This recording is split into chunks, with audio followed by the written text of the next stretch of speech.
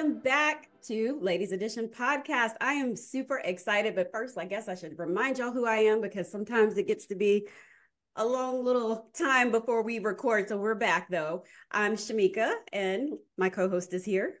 I'm Shelly. Hey, y'all. And we have a guest with us today. I'm super excited because I've already chatted with her a couple of times and I was like, you have to come on Ladies Edition podcast. So Dr. Anju Mathur is a holistic and functional medicine practitioner at her Angel Longevity Medical Center in Los Angeles. So she's here to talk to us because October is Menopause Awareness Month. And I think World Menopause Day was a few days ago. So now everybody, well, they've always been talking about menopause, not as much as us, but I think the awareness, the light is on it right now. So I'm going to let Shelly kick things off. Well, one of the things that Shamika and I talked about is your title, what your profession is. And as a holistic menopause specialist, explain to us what that is, what you do, how do you help women? Tell us a little bit more about that specialty. For sure. Well, I am an MD. And so I was doing family practice, general practice before. I transformed my practice into holistic medicine. And so there is basically what we are doing with the functional medicine and also just anti-aging. The actual word for that is anti-aging and longevity. So when you look at menopause, you're looking at aging process, right? You're looking at aging process because your ovaries are running out of the eggs. So the eggs are no longer. So in women, the eggs, you get born with certain number of eggs at the time of birth. And then as you go through your life, each month as you're menstruating, you are using up that egg reserve, so to speak. And then by the time you get to the point where you have used up all your eggs, you no longer have ability to ovulate, and so you cannot produce the hormones. So when we are talking about holistic medicine, all these symptoms that come with menopause because of declining of female hormones, they present in various manifestations. But instead of chasing each of the manifestations, we are treating the underlying problems, which is basically declining hormones. So by replacing hormones with natural hormones that are human hormones, actually exact duplicate of human hormones, we are just doing what nature would do naturally. Mm-hmm. Does that make sense? Yes. Yes. Wow. So you brought up a good, I know we talked about it on Celebration, but I wanted to bring it up again because I think I'm still in disbelief because you just mentioned natural hormones that, matches our bodies. Can you just tell the story of the original, I guess, HRT, where that came from and why it's not good for our bodies? Yeah. I like the story. Yeah, that is the story. Basically, for last maybe 50, 60 years now, before the WHI trial came in 2005. And so prior to that, women were being given two hormones.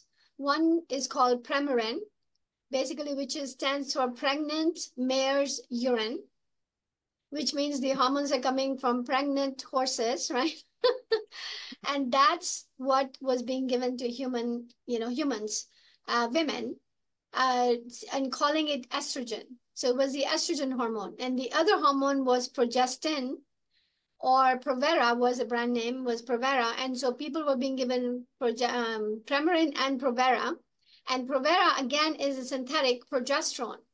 It's not natural progesterone, it's progestin, which is a change in the molecular structure of the hormone to make it synthetic and not natural. So that way, the patent could be accomplished because it is not natural substance. And so that's what was being given to women in America for, I guess, 60 plus years until the WHI trial came out. And so those are the beginnings. So that's called HRT, or hormone replacement therapy, HRT. What we are practicing now is called BHRT, which stands for bioidentical hormone replacement therapy. And that is bioidentical, which means it's identical to the human hormones.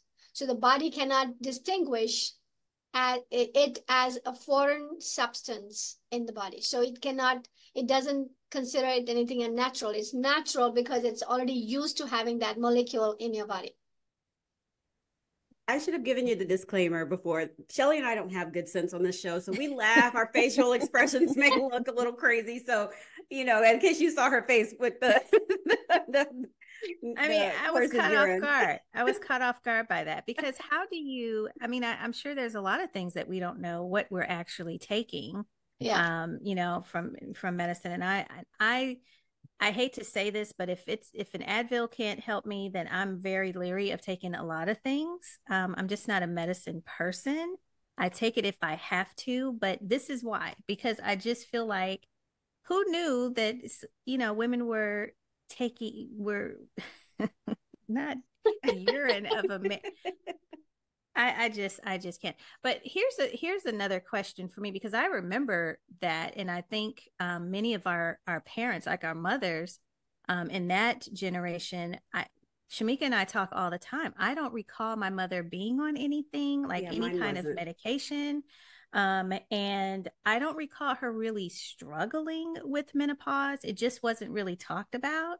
And so maybe this is why, now that we're doing a lot of research about menopause and hearing about HRT, I think maybe now that makes sense, what you're saying, that women were not encouraged to really take any kind of medication because of the risk of breast cancer and all of these different things that put like the fear factor that went on, and I guess in the 70s and 80s. So how does in your profession, how do you gain the trust of women who remember that scare about taking HRT, and how do you transform their minds now to feeling more comfortable with taking bioidentical medication?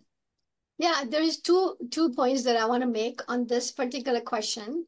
One, I think your observation is absolutely on the spot, is that my mother never took any hormones either, right? Because she didn't even suffer from any hot flashes or anything like that. And I believe that the reason for that is the diet.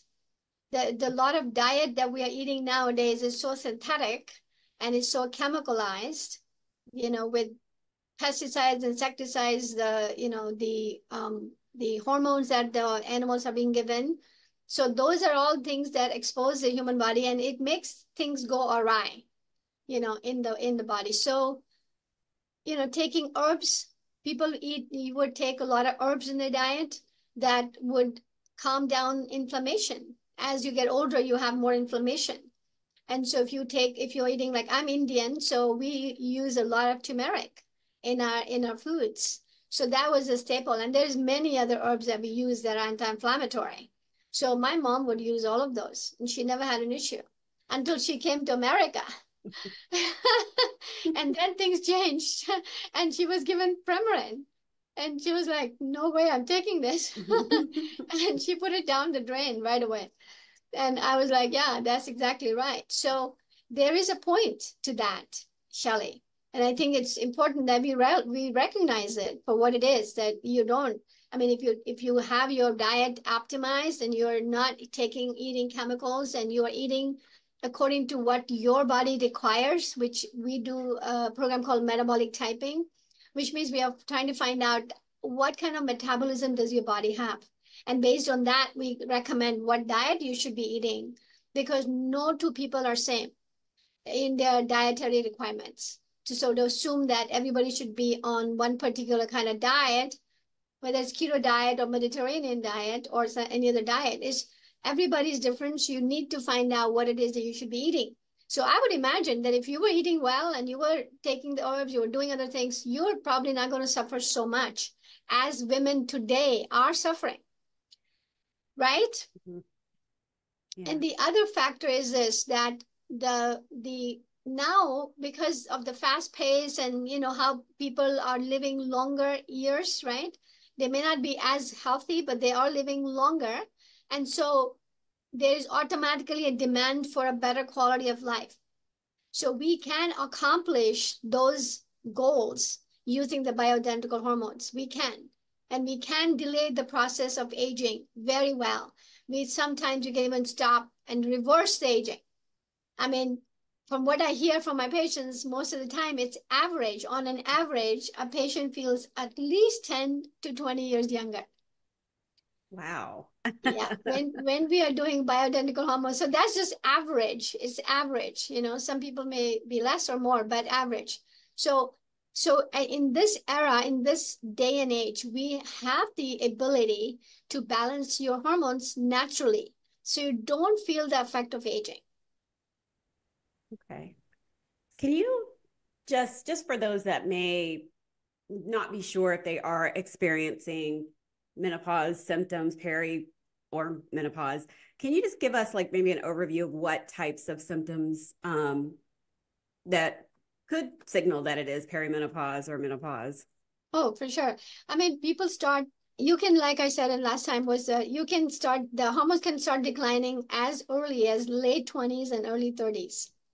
In women, especially in women, you can experience. And this is why people get anxiety, right? That's the first thing that the women would experience is anxiety or PMS, irritability, right? Inability to sleep, mood swings. And that can happen like within the last 2 weeks of your cycle. Right? In the last 2 weeks of your cycle, you would feel the effects of declining progesterone. So that would be the first thing you would notice. In some people, they notice it very, very, very significantly than others, right? So there is a gradient scale of all these different manifestations.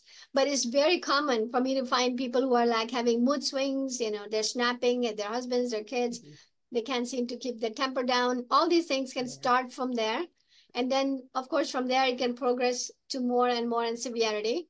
You can have trouble sleeping, right? You keep waking up in the middle of the night, or you have trouble falling asleep. So all of those things could be related to declining hormones or imbalance between estrogen and progesterone hormone in women. Very common. Then as you progress forward and you get older and get closer to perimenopause and menopause, you can start experiencing hot flashes. You can start experiencing night sweats, or you could start getting brain fog, that you kind of forget things, you don't remember things. You come into your room and you forget what you came in to do, and you have to think hard, what did I come in to do? Or me, who put the phone in the refrigerator? Oh my gosh, that is alarming. Exactly. So these things can start, happening around that time when you're getting into perimenopause. I mean, weight gain is really common, right? You can have, especially belly fat is even more dramatic. That you can, I mean, I've had patients who say, I've been skinny all my life, and suddenly I gained this belly fat nowhere else in my body, but mostly in the belly fat. And so that definitely I've seen very, very commonly can happen. And so those are the things and then muscle weakness. People are not, they don't have good stamina. They work out, but they can't recover from the workout. Like they are down for 2 days after working out. So those kind of things happen and this is also, like I said, it's the aging process. It's just the way we get older. Our bodies get older.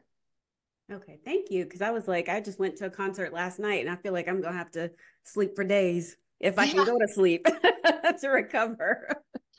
That's right. I mean, that's right. People after a certain age, they can't stay up past, I don't know, 10 o'clock, 11 o'clock. After that, they can't. If they stay up after that, they feel completely run down. Yeah. That's very, very common. I get irritable now. Like I used to kind of be a night owl a little bit, I guess, when I was younger, but now it's like 9 o'clock. I want to start heading to the bed.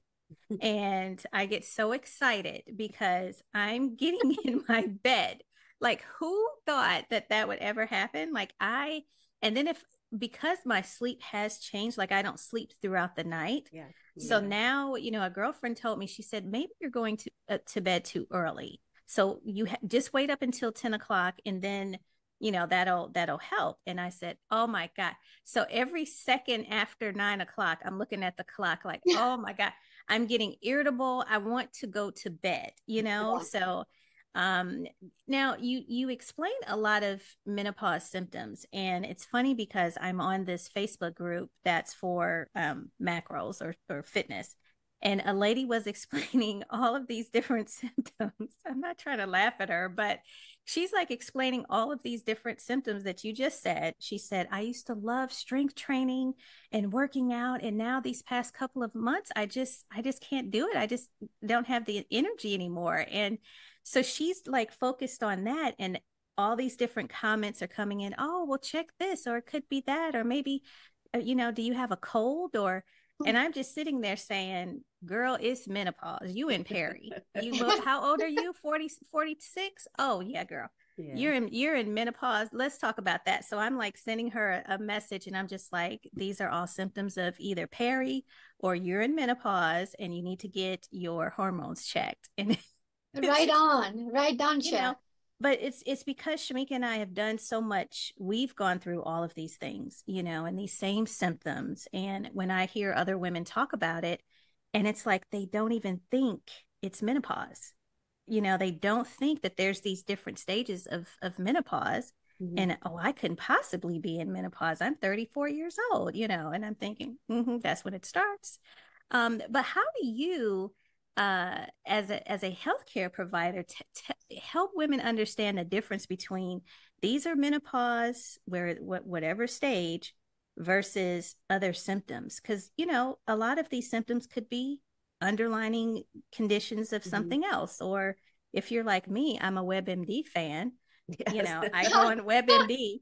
WebMD, oh yeah. Gosh. And I have everything, any cough or cold, then it's, I'm dying.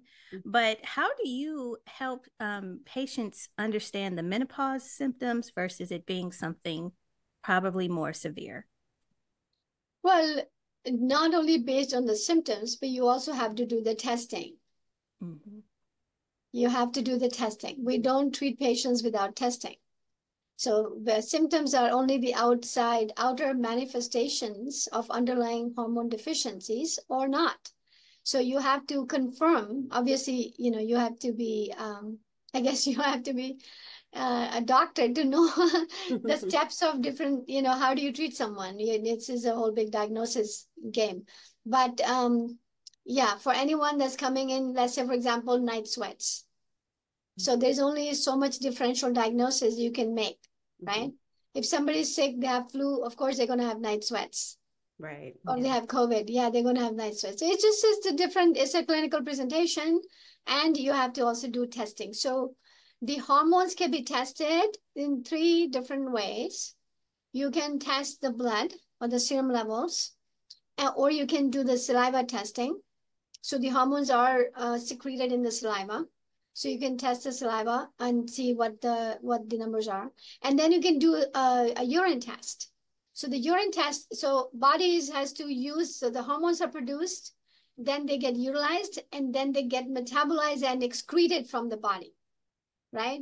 So you can test these things at different points, and you can kind of correlate things in various different ways. So some doctors prefer to do blood tests, some prefer to do one or the other. Some, think that saliva is more better than urine, and all these different, there's ideas about it. But I would definitely do a testing. You're going to have to do the testing to find out where you are. For example, if you're perimenopausal or menopausal, you have to check 2 hormones that are key to finding out whether or not you have those issues. Is 2 hormones one is called FSH, which is a follicle stimulating hormone, and the other is luteinizing hormone, or LH. So those 2 hormones you can check in the blood. It's very easy, simple blood test. You find out what are the levels.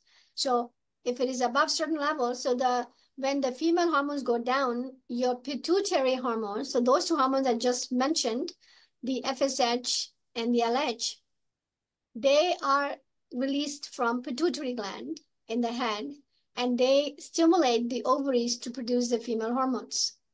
This is basic physiology. So if you check your FSH and your LH, it'll be higher because the ovaries are not responding. They ran out of the eggs, remember? They ran out of the eggs, so they can't produce the female hormones, the estrogen and the progesterone. So the pituitary sends down the signal down to the ovaries, It's like, come on, like it's a, come on, produce the hormone. So then the levels go higher. So anything over 25 at times, that used to be our cutoff point to say, okay, this person is probably going into menopause. On the other hand, clinically, it's been agreed that if you haven't had a period for 12 months, then you can be officially called menopause, right? So, but again, we are not trying to find a label for a person. Mm-hmm. We are trying to optimize the levels, and we want to balance out all the hormones, not just one hormone, but all the hormones. And that's the hormone of VEP. It's not, even if you're menopausal, it doesn't mean you only need the female hormones. You actually need to check all the hormones, starting from the pituitary gland to thyroid to adrenals and the ovaries. Those are the 4 major glands in a human body. Wow. That's so interesting. I wanted to go back just a little bit when you were talking about the belly fat. It just made me think about how, and I don't know if Shelly had I'm sure you did, because both of us had fibroids, then we both had hysterectomy. So one of my biggest issues has been, obviously, as you know, now without a uterus and everything shifts, and then you just throw in inflammation, more belly fat. And I'm thinking, I had all this belly fat from the fibroids. The belly fat's still here and it's growing. So, like, what can we do? I mean, are there any other things besides the BHRT that we could do naturally to decrease the belly fat? Oh, for sure. I mean, hormones are one thing, but hormones are not the panacea Mm-hmm. of being healthy. They are part of it, 100%. Right. I don't think you can be healthy without the hormone levels being optimized. Uh-huh. Or anti-age, you can do that. But the belly fat, yeah, you have to check your gut, right? Mm-hmm. The gut microbiome, you have to see what's happening in there, make sure everything is balanced there. And then you have your food, like what are you eating? Is it something that your body requires? Mm-hmm. Or is something you're putting in the body cannot use? Like, for example, I'll give you an example of this. For example, there is a metabolic type called fast oxidizer, which means that the person, when they eat food, they metabolize it very fast. So they get the surge of energy and then they crash. Mm-hmm. And they have to eat again, get the energy, and they crash again. It's like a yo-yo. Mm-hmm. Oh, okay. So they go like a yo-yo because they're not able to metabolize fats and proteins. Mm-hmm. So if they eat the carbs, they metabolize, they get the energy, they get the glucose, and then it converts into fat, and then they get very hungry. And they can't break down the fat. Mm-hmm. So they keep storing the fat, and that's what this person is doing. So we have to get them on the correct diet. Now, these guys are fast oxidizers. They can't tolerate carbohydrates very much. So you have to switch their diet to fats and proteins and some carbs. So that's what is going to change the metabolism. I mean, I have had patients who have lost weight without doing anything except getting on the correct diet and balancing the hormones out. Mm-hmm. And they were able to lose weight without exercise even. And they got to the weight where they were in high school. I'm coming to see you. That's it. I'm sold. No, we need a road trip. We need to. You guys are absolutely welcome. I would have so much fun treating you. I mean, we've been, I know I did when I first started this whole menopause journey. It was right after my hysterectomy in 2021. And I went to my primary care and, of course, wasn't really listened to. Okay. It was more so, well, you're getting older. Well, give me something. Get out your pad and write me something. I need to take something because I started gaining weight. I gained like 35 pounds. Wow. In 5 months, 6 months. And that has never been me. I may inch up every now and again, but my whole life, I've never gained that kind of weight. Went to my doctor. She said, oh, well, that's like more of you might need to go see an endocrinologist because that has nothing to do with your hysterectomy. So it's this, the conflicting information that I received from my primary care, then my gynecologist, and they both were debating with each other. And I finally went to a holistic doctor, and she ran a battery of tests. I had a stool test that I had to take home and do, which was gross, by the way, I'll just tell you. But it was interesting because I think it was like a 3 or 4 day kit or something that I had to do, a saliva kit every day and all these different things. And when she went over everything, she said, well, your cortisol is high, number one, and it looks like we're going to put you on some progesterone. And of course, I didn't want to get on anything because of the HRT scare of the 1980s, you know? So I'm thinking that. And my sleep was so bad. I was cranky. I was moody. That 2:30 to 3 a.m. wake up call every day, just wake right up. So I know that stress plays a huge role in on your mental health, because Shamika and I talked all the time about it. I was so out of it. I couldn't focus at work. I was frustrated. I can't say that. I think I was on progesterone for about a year before I recently got off, because I was told if you don't have a uterus, you don't need it. Oh my gosh. Now I've been sending you articles that you should still take it. But then there's articles that say not to, that you don't need it because you don't have a uterus. So what say you? With that? Well, that's just really logical question to answer, is use logic, like physiology. You got to know your physiology. So the estrogen receptors are not just in the uterus, or the progesterone receptors are not just in the uterus. They are in a lot of different parts of the body, including your brain and your breast. That's the biggest part. That has all the female hormone receptors. You have progesterone, you've heard of breast cancer being progesterone receptor positive and estrogen receptor positive, right? So there's receptors in the breast that respond to progesterone and estrogen. So you want to save yourself of breast cancer, you better take progesterone if you are taking estrogen, you see? So it's not just the uterus. You're trying to avoid getting endometrial cancer, but you are also trying to avoid getting breast cancer. Yeah. So it's just logical. I mean, like, no, you have to take progesterone. Unless you didn't have breast. Okay. I'm just saying. Why is there such a difference with the opinions of that from doctors and holistic providers? Why is there I mean, it made sense what you just said, but why isn't everyone in agreement with that? I mean, let's not go there, because that's a slippery slope going down into, just nothing to do with the health of people. It's something to do with a completely different idea and ideology. It's nothing to do with people, how they feel and what their health should be. And it's just vested interest. A lot of times, I would say that may be the motivating factor. But there is plenty of studies that show that it's important to take, both the hormones. If you're going to take, even if you're not menopausal,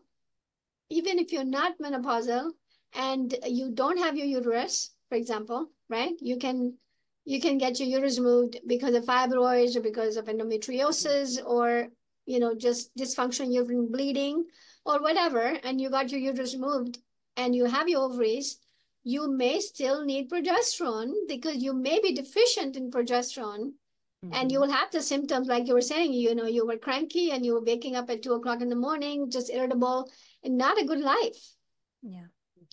So it's an important thing to balance all the hormones. And like you talked about the cortisol, that's really important because cortisol, and I was thinking about it as you were speaking.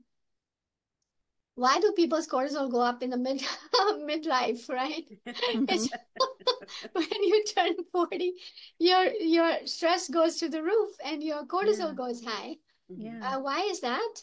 And I think it's just because of the life cycle we have, right? When we're younger, we are not worried about things. You get more responsibility. By the time you get to 40, you have a mortgage, you have a house, you have a wife, or you have a husband, you have kids, and you have all these responsibilities that are on your shoulders. And there you go, your cortisol has to go up to keep up with these responsibilities. And so that's, I think, part of the belly fat gain. during this perimenopause or menopausal years.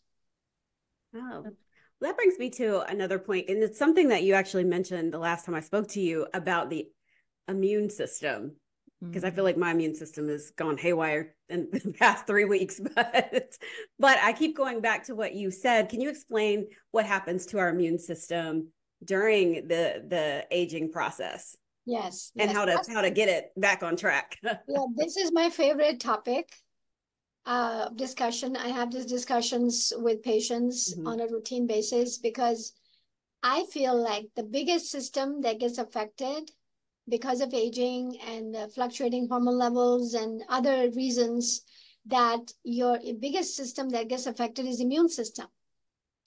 Because why are people getting cancer when they get older? Why are they not getting it when they're younger? I mean, they do get when they do get sometimes, but not the majority of people that are getting cancer is older. So just it behooves us to look at it, to find out why. And I think it's hormones do play a big role in the immune system. So it's not just your hot flashes that you're treating. It's also all of it is also affecting the immune system. And so I feel that, yeah, I mean, I've had patients, it kind of surprising. They come in with, a lot of issues with the immune system. They get sick all the time, or they have a stomach issues, they're bloating, there's this, that. I just give them hormones and all those symptoms go away.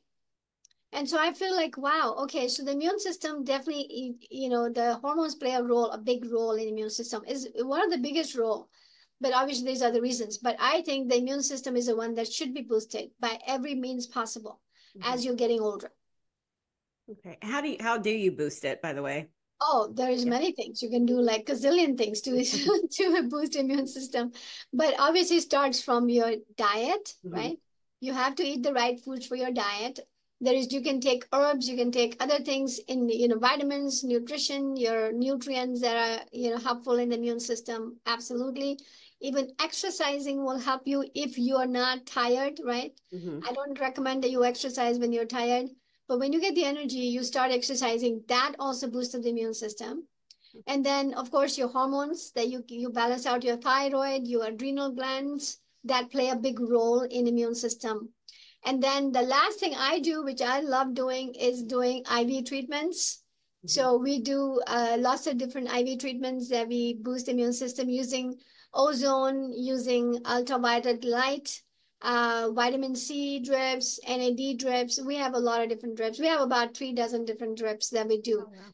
And that boosts the immune system like you will not believe.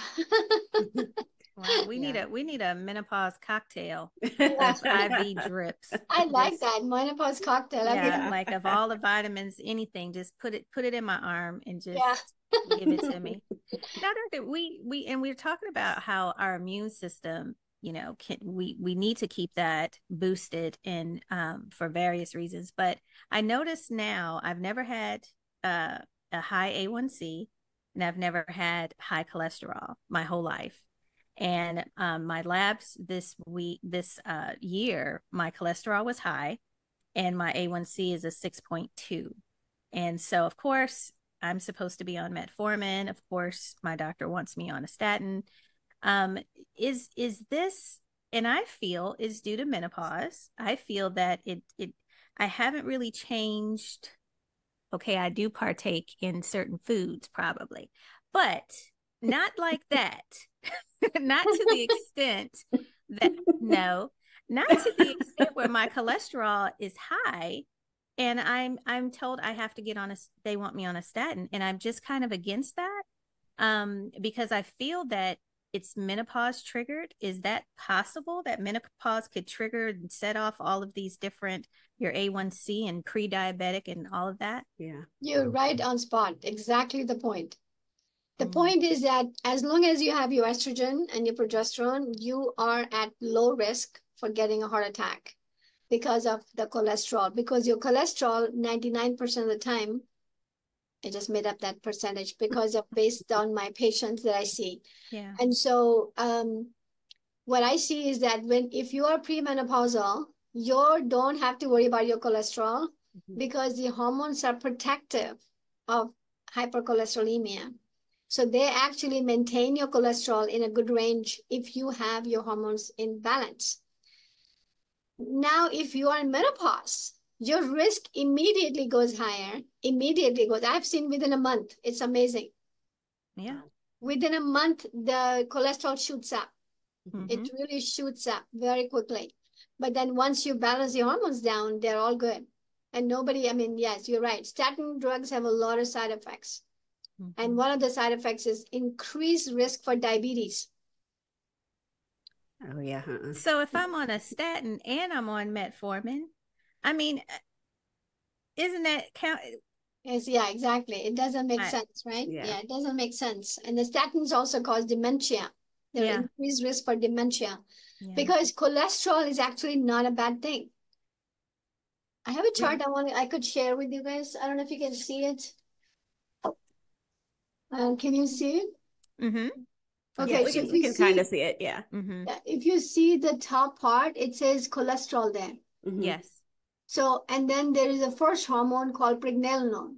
Mm-hmm. And then from there, it goes down to the rest of the hormones that get made, right? These are the downstream metabolites of the various different hormones. So you can see that the cholesterol is a parent compound. That's where all the hormones are coming. So it's not necessarily true that you need to lower your cholesterol down to the too low a range where you can have dementia now because you're not making the hormones that you need to keep your brain alive. Oh, goodness. So you can go in like you have to kind of judge. Yeah. So it's very interesting that it's not like, oh, let's push it down all the way down to 100. No. That's not good either. So yeah, I mean, I'm really happy, Shelly, that you are actually on it because it's true. It is true. And I start treating patients with the estrogen. So the estrogen is cardioprotective.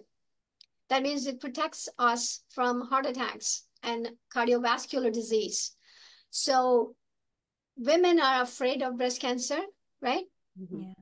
They're afraid of breast cancer, but they should be afraid of heart attacks because the risk of getting a heart attack increases exponentially once you enter menopause. And more women are dying of heart attacks, not from breast cancer. Yeah, let me go on and slap my estrogen patch back on. I took it off months ago and I went for my physical earlier this week. And of course, my cholesterol went up because I haven't been on my patch since I haven't been on that patch for 2 months because my estrogen levels were so high. So my doctor took me back off of it. And then I go get the physical and the numbers have all gone up. So I'm going to put that patch back on. Wow, that is amazing. The patch. So let me tell you about the patch. Okay. I do get patients who are taking patches and they want to know whether they should continue with that. So where is the okay, let me see if I can. I don't know if it's a good idea, but there is 3 different hormones in a female body. 3 different hormones. The main hormone is estradiol, also in short called E2. And then that converts into E1, which is estrone. And then the last final metabolite of estrogen is called estriol. And the estriol is anti-carcinogenic. In other words, it protects the body from cancer. That's estriol, and it's called E3. So E2, E1, and E3, when you're younger, you have high levels of E2 and also high levels for E3. When you get pregnant, especially after pregnancy, the E3 goes high. But when you get to the perimenopause or menopause, your E1 is going high. And E1 is pro-carcinogenic, which means it is linked to having breast cancer and other female cancers, right? And so when we are giving the patch has only E2, which is estradiol, which is a major female hormone. So you do feel relief and you feel better and all this. But then you are at a higher risk for converting the E2 into E1. I know I do. Did I get too complicated? No. I was just like, well, maybe I'm not going to put it back on. I'm just saying. No. This makes sense. So, okay. Yeah. So when we are treating patients with bioidentical hormone replacement therapy, we are not giving you 100% estradiol because we know there's a risk of conversion of estradiol into estrone. So what we do is we give you, on an average, it could change the level, the ratios could change, but on an average, it's 80% of it is estriol, which is anti-carcinogenic. It stops the cancer. It doesn't push the cancer. And then the 20% of it is estradiol. Okay. And so this is why it's and believe it or not, there's the powers to be are attacking estriol, which is E3. So we are fighting it, and we want the women to have access to estriol, which is E3. And that's protective. It's not hurting anyone. It's not the bad thing. It's a good thing. Yeah. But somehow, yeah, it's being attacked, and they're trying to get it out of the road so that the estradiol patch can take over. Oh, okay. So if you don't take a patch, then what should you be taking for? So you're going to be taking the combination of E2 and E3. Okay. That's what you'll be doing. And it's not a patch. We use it cream.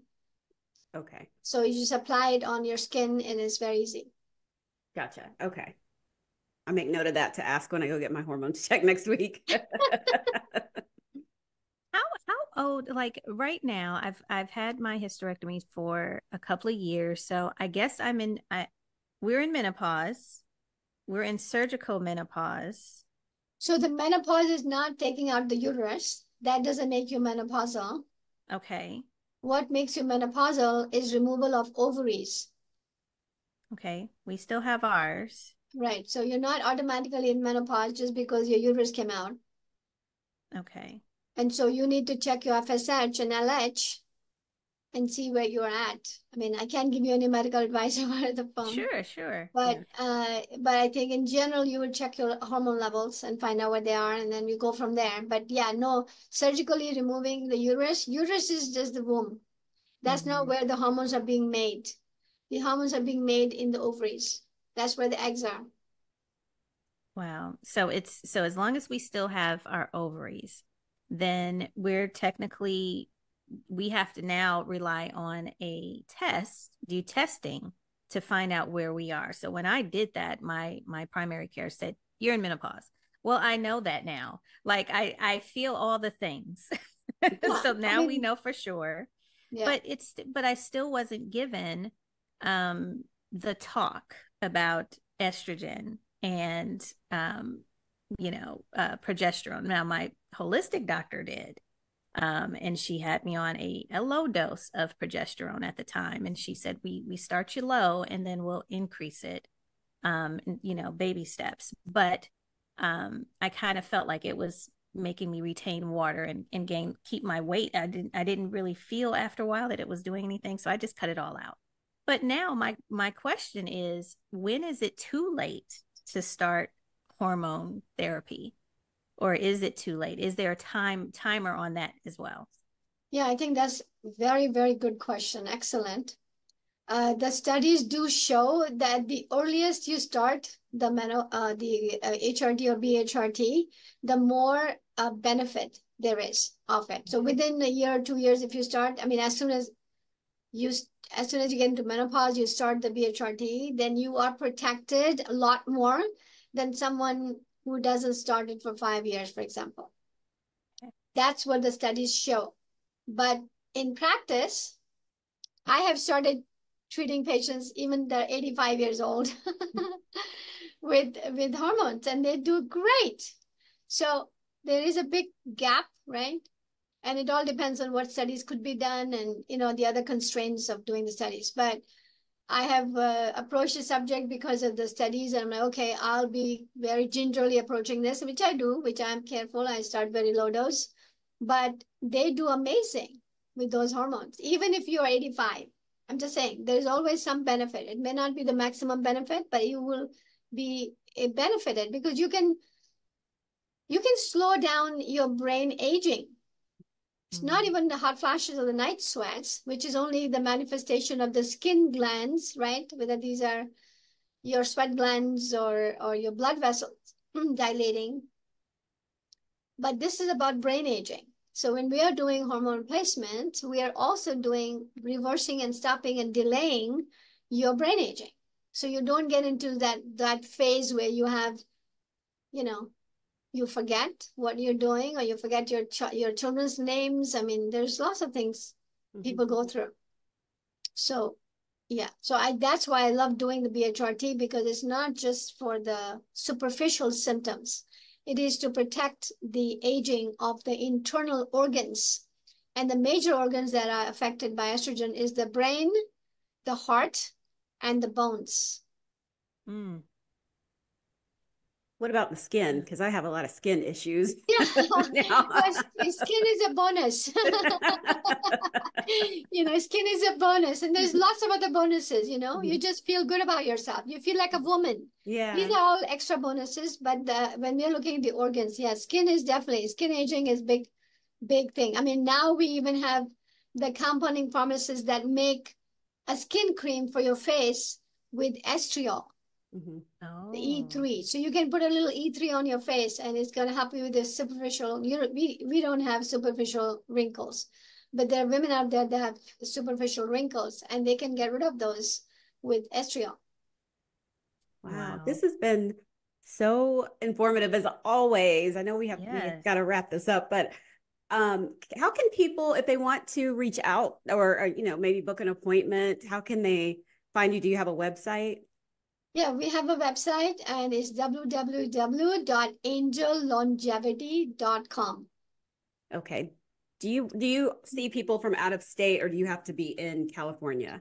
No, we actually do see people out of state, but they actually fly in here. Like right now, I have a whole family that just came from North Carolina. Oh, why did they leave me? They could have. Oh yeah, you're in North Carolina.